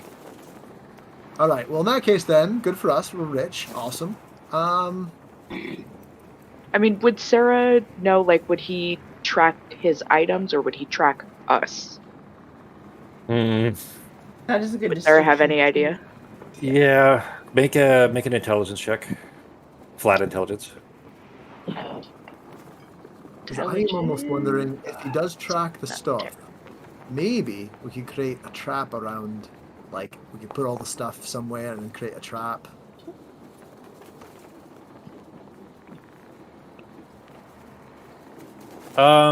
He, as far as you know, does not have means of tracking you guys specifically. He will track his items, so wherever those may be is where he'll, be able to locate. As far as you know, yeah, of course, Sokka. I You know, mean, it'd be kind of fun. What if we were able to like sneak into one of the like general's base areas around the outskirts? Shit, are you gonna do another drop an alien on the enemy army thing? And we like take all the stuff and we hide it. Yeah, but all that stuff also includes the ear cuff that Norok just made a clone with, and the thing that He can't take it Artemis off. got. I'm guessing. You Can you take it off? can. Is it like a one thing? Does the thing stop growing if he's not wearing the ear cuff? It doesn't require attunement. No, that clone process has started. Sorry. But Something that you might want to kind of know. Nazim's kind of familiar with this.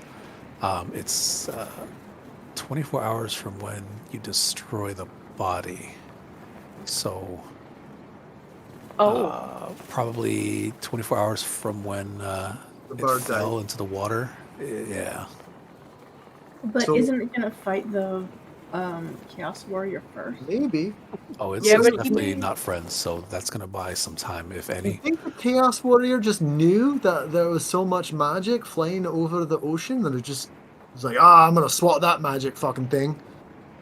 Or do you I'm think it gonna- was a weird coincidence? I'm going to point out something because you guys would have some awareness of this already. It's just been a little while, so just as a reminder, it doesn't necessarily need to be the same kind of creature as the Chaos Warrior, which is specifically was a kraken that was modified by an illithid tadpole. But there is, as you guys are aware, a black mile from the surface, so a mile down under the water, there's a portal that is open right now, and creatures of the illithid species, let's say, of the kind of other, they're a world-conquering species. They go planet to planet and can, transform the species that live there into their own soldiers, and then they move on to the next planet, rinse and repeat. And they're doing that in chasing the Gith, of course. But anyways, the portal that's at the bottom of the ocean is just spilling out all these species into the water that are not native to this plane here. Many of them are tentacled, like the Nautilus here. Because that is what the illithid species look like. In the transformations, they do have similar, permutations to the existing species. What I'm getting at is that it doesn't necessarily have to be a kraken. It could be anything. Most of the illithid species have tentacles like that. Yeah. So It's basically aliens, just if it was like underwater. Have you guys ever heard the great song "Aliens"? It requires an entire 17-piece orchestra, though, so it's good. It tells a story of some people getting infected by some sort of creature, but it doesn't happen underwater. This is like that, but underwater. Yeah. I'll sing it to you someday when we have an orchestra. you have a 17-piece orchestra. We'll have ChatGPT turn the movie of Oh Aliens man, into that is a great song. idea for your bard song. Just have a ChatGPT spitting out a bard song for you. Turn the movie Aliens into a song and make it an opera. Ren Fair style. For what Sokka was getting at, though, for Nazim there, the creature doesn't necessarily need to be of a similar power level, is how I'll put that. The warrior wasn't just a kraken. It was one modified by seramorphosis, but also a high ranking in the deck of doctrines, high ranking soldier of that army that was the vanguard. So if anyways. we're lucky, it'll buy us 15 minutes. You don't know. And maybe it's more powerful. Maybe it's less powerful. Maybe it was the replacement for the warrior. It could be anything. You just don't know those things. Is what I'm getting at for what Sokka was describing there. So Either way, they're probably gonna fight. Yes. seems very likely, yeah, from what Nazima told you, yeah. I mean, we can just drop all his shit into the ocean and pray for the best. Well, here's the thing though. What if we put it like under a tree somewhere, and then we know where it is, and then we can come back and check on it, and maybe we put that tree next to a bunch of Jutheran assholes, and get some popcorn. Did you guys look at the items? Or Arteme, did you look at Serendel's Ankh, and Nazim, did you look at the Bitter Will's Call? Yeah, I I'm looked at looking those. for it. It's in your, I Under think it's in your equipment, tools. or- I think it's down under tools. It's called Serendel's Ankh. Can I drop it in the chat, I wonder? How would I do that? No, can't do that. I can't add something to whatever already written in the scroll, right? It'll like. You would start have to everything. erase what's already there, correct. Yeah, it would start a new message, essentially. Let's swap the Ankh if you want this Bitter Will's Call. Well, both of those came out of the Lich's collection of items, so you would be throwing both of those in for what Pogo was describing. You would be giving those back, as well as the ear cuff. Wait, but it was made by an elf. Yeah, he owned it. It doesn't mean he made it. No, it said crafted. Oh yeah, crafted by the famous Mondodoran elven artificer Serendil. Mm-hmm. So I definitely want to keep that. Would anyone like to hear? Luckily, I found my words for that great, well-known song, "Alien." If anyone would like to hear the song, That was quick. Oh boy. would anyone care to hear it? Sure. In a distant realm, a ship did sail through the cosmos vast, a gripping tale. A crew of dreams, but fate did conspire to awaken a nightmare, a deadly fire. Oh, in the dark of space they roam, facing horrors far from home. A creature stalks with a chilling grace in the haunted corridors of that cold, bleak place. Terror's grip, it takes hold in the heart of the ship. A story unfolds. Sigourney's strength, she's the main person in this hero. Wow. Yeah. A beacon so bright as she battles the alien through the endless night. A deadly force, a perfect design, lurking shadows, a sinister sign. A xenomorph born from the black, its acidic blood leaves a fatal track. Oh, Ripley fights with all her might to survive the horror, to see the light. In the heart of the ship, the battle rages on, a struggle for life, a fight to be won. All right, that's enough for now, but there are like 3 more verses. That's cool. It actually spit it out that fast, too? Yeah, That was did not good. take long. Oh, that was very cool. And It even does had the whole rhyme, thing. too. Like, yeah, it even had, like, So proper poetic rhyme, I guess. So at the end is basically, this is the last part is, so raise a glass to Ripley's might, in the legacy of a horror's fight. In the darkness of space, a legend so true, alien forever, we salute you. Oh, man, that is fucking cool. That is great for, like, spitting out a quick Bard song, though. Just for, Not performance or bad. I've something. never done it before, but that's Yeah, maybe my thing. that's So an awesome look idea, forward yeah. to all that bullshit in the future. Yeah, from now on, every session we got to set aside 10 minutes for Justin to sing. 3 minutes for some random song about something Pogo's Yep. bullshitting about. It Yep. should be entertaining. That's good. I just dropped those 2 items in the. Oh in the my chat gosh, there. I'm using this next time I regenerate Clover. I'm Yeah, you bringing definitely her can. into So it is a physical place. You would need to walk her into it. So you need to put her on a gurney and take her down the stairs, all that stuff. So I mean, Yeah. it wouldn't be necessarily easy to do because you do have to physically move them into the place to do that. But yeah, you definitely could. Yeah, that Right. that would be great. So we're gonna fight the Lich then, if we're keeping his shit.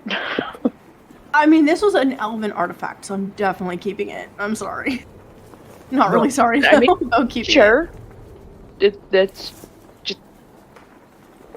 I'm gonna look at my scroll and I'm just going to write everything I wrote down in my journal because he is getting that letter eventually. Okay. And then Wait. I'm So you're going- rewriting the earlier message and then adding more is what you're doing? no, so I'm writing down what I had written before in my journal so I can rewrite it I word gotcha. for word later. Okay, gotcha. Okay. We just have more pressing matters. Sure, that's fine. And then I'm going to just write him. Oh god, how am I going to say this? So we fought Amonkhet. Is it Amonkhet? Almanact. Yeah, it's Almanact. Almanact. Yeah. It's. So we fought Almanact. There you go. We lost his. What is it? Oh, Phylactery. phylactery. That's it. Yeah, as soon as we get So above many the big 3, words. yeah, exactly. Well, these are words nobody ever really uses in normal conversation. So get 3+ syllables and it's all a bunch of gibberish. We lost his phylactery. It's in the middle of the ocean somewhere. He's going to be coming after. How do we stop him? What can we do? Help would be greatly appreciated. I'm still going for my test. I promise. There's just roadblocks. There's Thank just you. roadblocks. Okay. And then, your apprentice, Seraphina. The whole thing. Alright. Yep. And we'll just All wait. right. I'll just keep holding it out in front of me, come on. You have to read this. Just staring at it till we get okay, just stare at silence. it until it disappears. Okay. Yep. All right. Any other business? Go ahead, G. I was just going to say, I know this is going to drive you insane. Under the description for the Ankh, under the Serendil secret part, there's a misspelling. It's supposed to say trunk as in tree trunk, but it says truck as in like a car. God damn it. Thanks, G. Yeah, just figured you're going to want to correct that, otherwise it's going to drive you insane. So. Yeah, it will. And me too, actually. You know what's funny is that even on professional business documents like business control, business continuity plans and disaster recoveries, things like that. In my new position now, I have to create a bunch of that kind of documentation, documenting how to do certain procedures and things like that. And part of that was using a pre-existing. I don't remember if it was a DR or not, but anyways, a pre-existing document that is supposed to be official. Like, this is the shit that we give our clients and tell them, here's how we handle a disaster. And official wording and shit too. Yeah, official wording on official letterhead, like names and dates that things were changed, like proper changelog at the end of the document, all that stuff. Up this and ducking thing. yeah, and it's riddled with misspellings, awful formatting, there's no header in certain places. Spacing is all wonky, like some places a double space, some places a single space. Fucking drives me nuts. Cannot handle that shit. I have to fix every single one of those. Like, it's not like I don't even need to go back and fix those. That's not part of what I need, what I would typically be doing. But it just bothers me so much. I just can't stand that we're giving this to people who are giving us money. We give this to our, the people that pay us, and say, here's how professional we are. And we look like fucking idiots because of, some random person 15 years ago who didn't know how to fucking type. It reminds me of that person I work with that I've sent you screenshots of what she wrote. Like, oh yeah, she's English as a second language, and it's so bad. The thing is, I don't even mind. Like, when it's not in professional communication, I don't care. If somebody typos, and you're just chatting with friends and stuff like that, doesn't bother me one bit. On a video game, anything doesn't bother me at all. Like, zero concern. But in a professional situation where it's supposed to be an email that other people see, or anything that is like official communication, especially like business communication where you're being paid to do it, that bothers me immensely. So anyway, pardon all my long ass rant there. Thanks, G. I'll fix the truck. All right. All right. Any other business while you guys are on the ship? Nope. I'm just staring at a scroll. All right. Let me. Did I find anything in any of the history books or any of the healing books I was reading? Did that help? Not about liches specifically. There are details about Amenectes as a person. He was a vizier for the king at that time, which was in about 50. Well, let's see. It would be 45 to around 50. Let's say so that 5-year span. Or sorry, 45 to 50, right? 10-year span. That just happens to cover what's called the sacred progressions. That era is when the humans were forcing the elves out of what is now Pale and Kedril and that whole area there. That was elven lands to begin with, but the sacred progressions were kind of a forced evacuation that kind of pushed them to the sea, and then they had nowhere else to go, and the remainder of them moved to the capital in Quincer, those that weren't slaughtered. But anyways, yeah, he was certainly involved in that process. This was before kind of the big schism between Mefua and Vabi. So he was definitely not someone the elves liked. That object was specifically created to protect the elves, and he kind of acquired it and then kept it as like a fuck you to the elves essentially, because it is an important artifact of theirs, and has just disappeared from history, and you guys found it in his tomb. Yep, and now I have it, and I'm keeping it.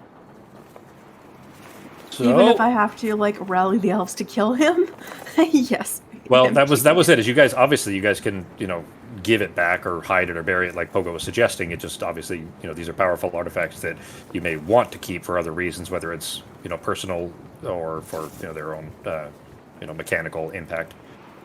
All right, so let me go ahead and move us over. Then you guys arrive. Oh, you know what? I'm sorry. You arrive. I'm going to hand away this because I don't want to run out of time here. You guys make it to Omonalore, and there are still a couple of dwarves that are still picking at the little dig site there that you had met Leary at before, where they had their little camp set up.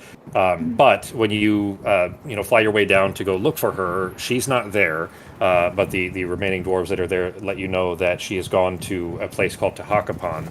They're not familiar with it, but apparently it's nearby. Obviously, you guys know where that is.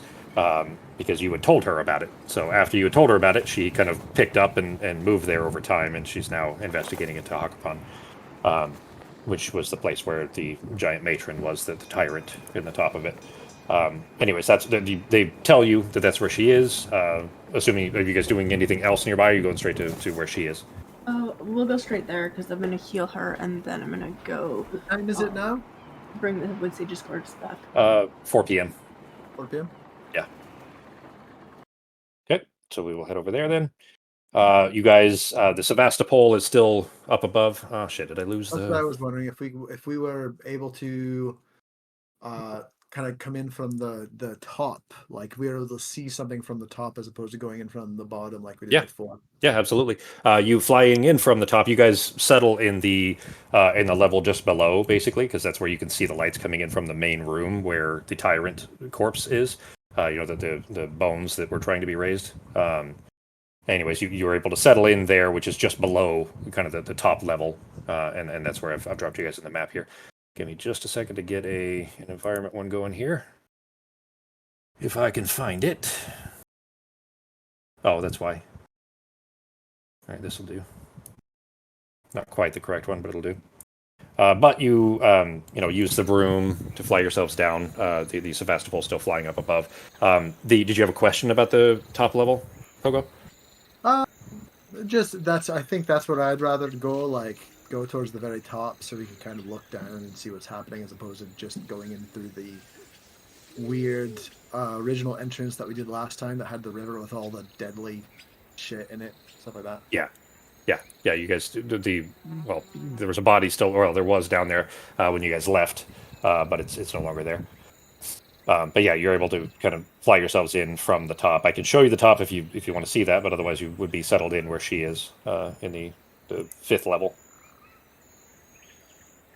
All right, so you guys settle in then. We don't see anything. I don't see anything dangerous like from there. No, like, look like anything. All right, cool. Yeah, nothing that stands out as threatening. Anyways, obviously the place itself was dangerous with the traps and so on, but you do hear and see, her Illyri's dig crew essentially. As soon as you fly yourselves down to this little ledge, there's an elf standing at the kind of entrance way, the stone door that you guys had opened, giving you kind of weird looks. Hey, he's reaching over his shoulder, looking over his shoulder, like into the room. Were we expecting company? Anyone? He looks very nervous. He starts to raise his bow. I'm just gonna say, hey, I'm here to see my aunt. A dwarf, another of the dig crew here, the archaeologist, steps out. Oh, I think she said she was expecting you. Yeah, come on in. Watch your step. It's a little dicey in here. Mm-hmm. Everybody going in? Yeah. Before I go in, I am going to tell my shield of stories a nice little charming tale of when me and Gerup worked to basically steal back some money that was originally stolen from a children's choir that we were stealing, and we kept half of it for ourselves and gave half of it back. But it was very, very, it's a very sneaky story. Okay. What is your goal, I guess, with this story? What are you wanting him to provide? Just about deception is what you're going with? Resistance to, I guess, like just physical. Okay. Physical item. If angry kids that are trying to get their money back. No, bludgeoning with fists. Me and Gerup went and stole. We basically fought with some other low. Yeah, but you didn't give all the money back. So. No, we gave half of it back though. We got half of it back. Oh, we gave. Oh, that's the part. That's the part to focus on. I see. Okay. Give half of it back. And then the children were happier, not as happy, but still. They're half as happy, but half as happy is still good. And the worst people that stole all their money were beat up. If you do something well, you shouldn't do it for free, Jeremy. That's fair. All right, 50% cost to steal their money back. That's fair. There's my performance check. Oh fuck you! No, game. that's not going to be enough. Right. No, that's what I did for that 10 minutes. Right. I take 10 minutes to do that. I'll be right okay. back. All right. Arteme, Norak, you said you're going in with her. Yeah, I'm going in too. Okay. You guys can go ahead and walk in. The dwarf, after kind of announcing you all, kind of heads back in, and you hear kind of an echo Miss Leary, I think you've got family here to see you. And you don't hear a response, of course, but it is quite large. This is the chamber you guys were in before. It is now much better illuminated, of course, now that there are, fewer threats. There is still the giant, uh, you know, skeleton remains of the tyrant still in the middle of this chamber, still kind of filling the majority of it. The bones are huge, and you can't really just walk over them. Norok and Arteme, well, really everybody that's going inside, I guess Pogo's still out there telling his story, but everybody that's stepped enough into the door here. You can see Leary, but she's kind of blocked by a bone, and you see an arm kind of lift up from a leg off to the northeast of you guys there. Arteme, is that you? Yep. I can't make it over to you easy, so I'd really like a hug if you can make your way over here. I'll go Oh, over good. to her. Okay. I don't think I didn't put walls there. I'll go ahead and move you over there. But she's over in the back there, guys. You guys are free to walk around or whatever else. Arteme, you make your way over to Leary. She is still in the chair. She kind of stands up a little bit, not like she has to sit back down, but she does stand up, enough. You already did, one round of the healing. This was before you had the Wood Sage's chorus, but no, it was right after actually. But you started it already, and she's clearly getting better. It's just you can kind of finish it essentially for while you're here. But anyway, she's able to kind of stand up and put her arms around your shoulders. What brings you back here?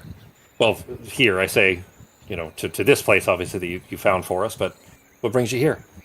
I need to give back the Wood Sage's course, so I figured I should finish healing you first. She squints a little bit. Give it back already? Didn't they say you could borrow it for a while? Yeah, but I got an angry bird saying I should have returned it like a week ago.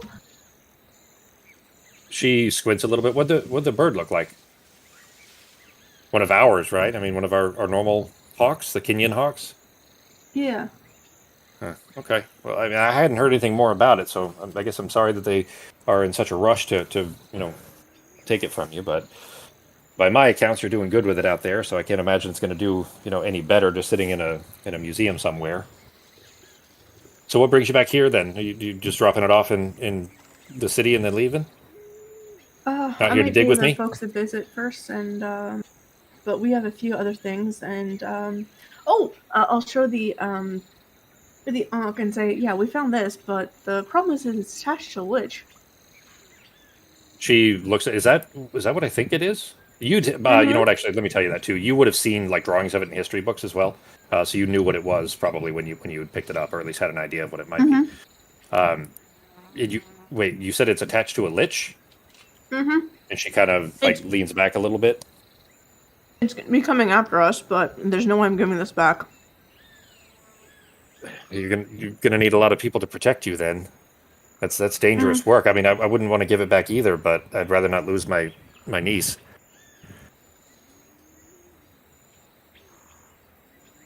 What does it do? Does it work like it's supposed to? Like they say? It should. Wow, that's two historic artifacts that are just priceless that you're just wandering around with.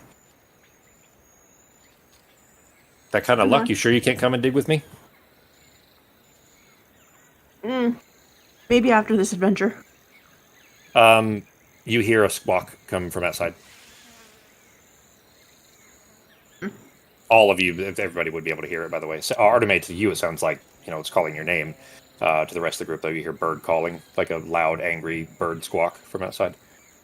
Yeah, I'm gonna use regeneration. Here, like, I don't need to like go somewhere or anything. You're just gonna do it here.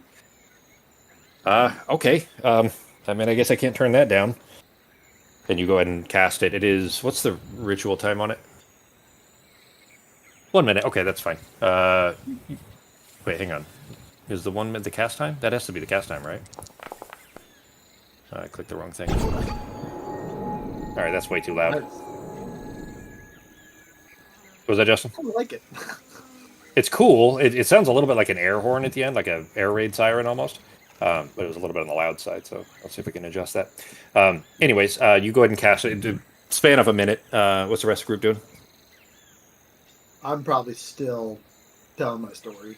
Yeah, probably hasn't been the full 10 minutes yet, so. Sarah, Nazim, and I'm just assessing the room to make sure there's anything funny going on in here, since this is kind of a semi-unfamiliar territory for me. Okay.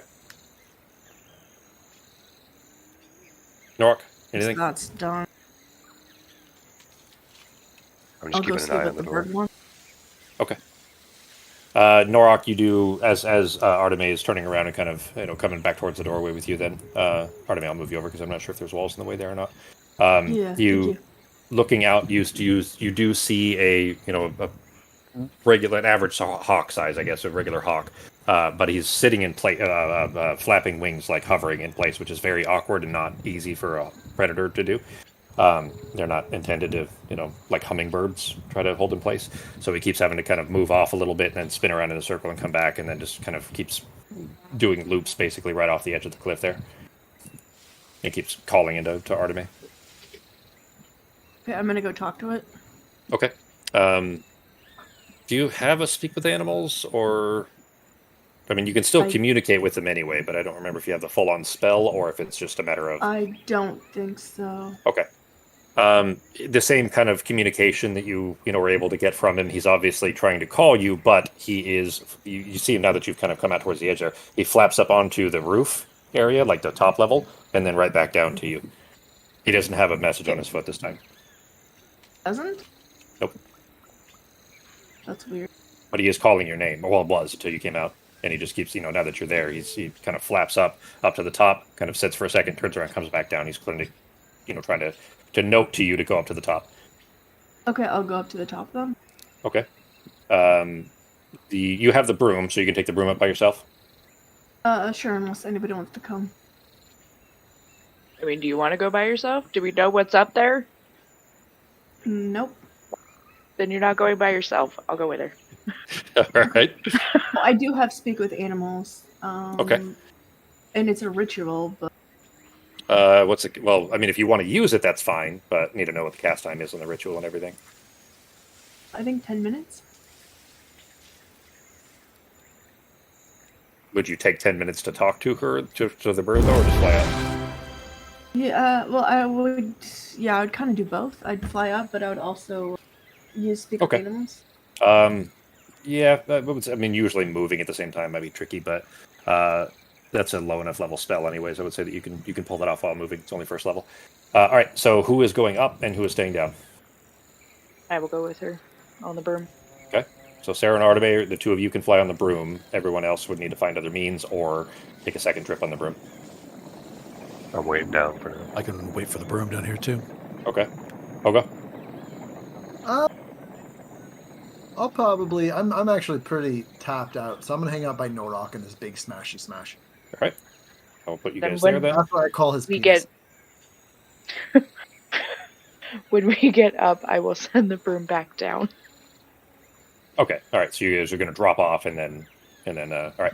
So then Sarah and Arteme, as you guys breach the top level, as you kind of get to eye level with it, you see a small Corvette airship floating off not far away. In fact, I'll go ahead and move you guys over here so you can see it.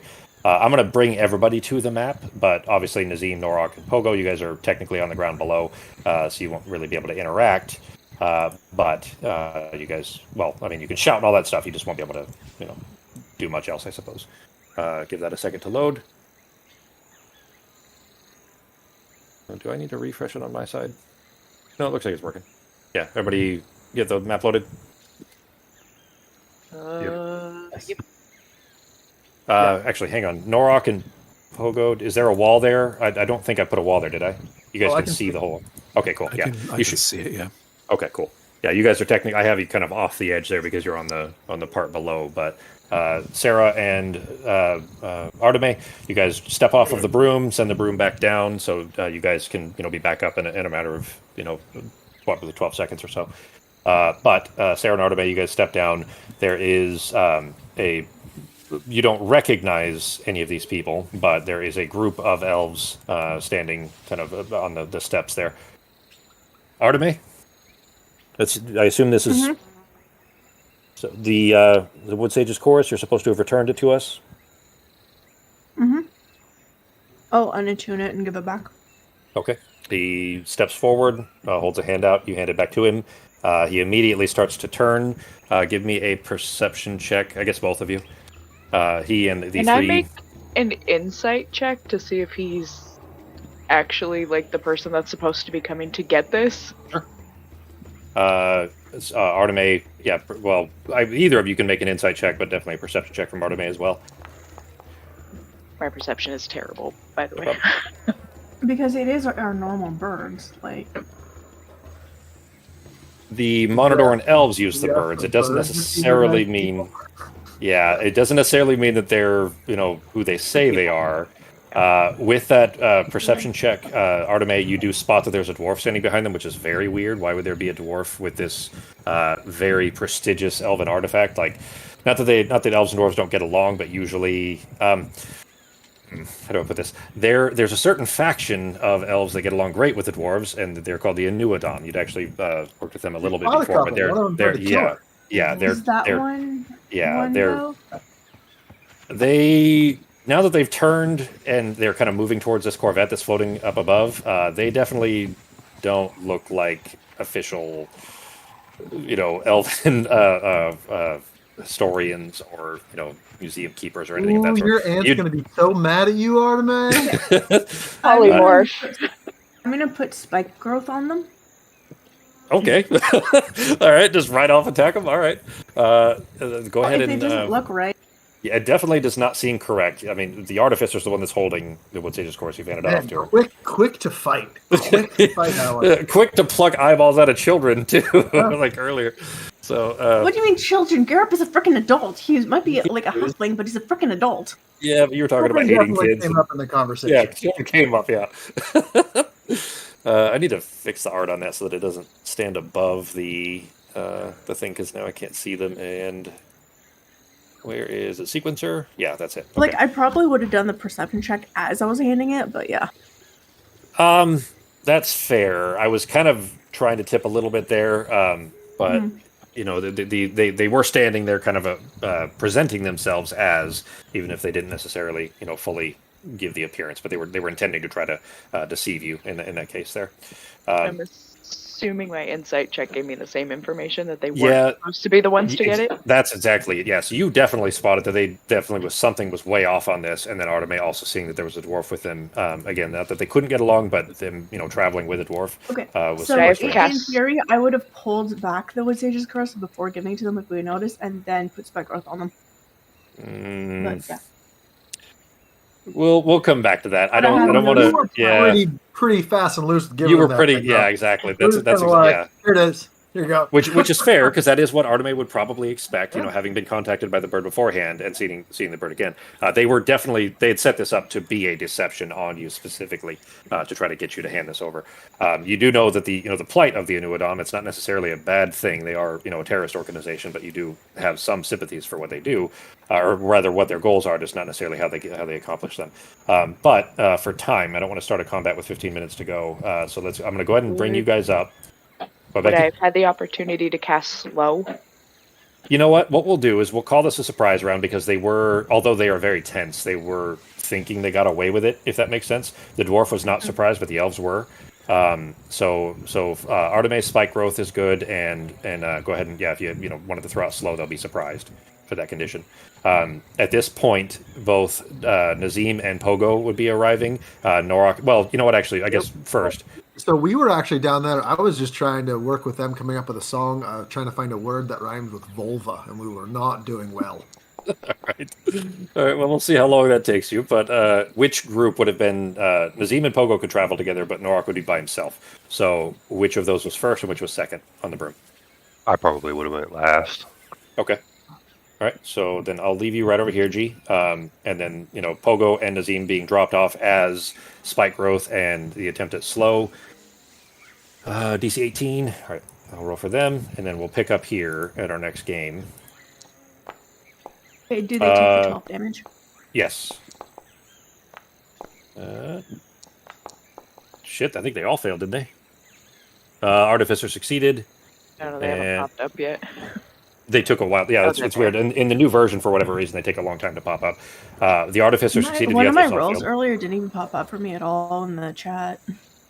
Like, you clicked it, and it just never showed up? Or did you click it a second time and then it showed up?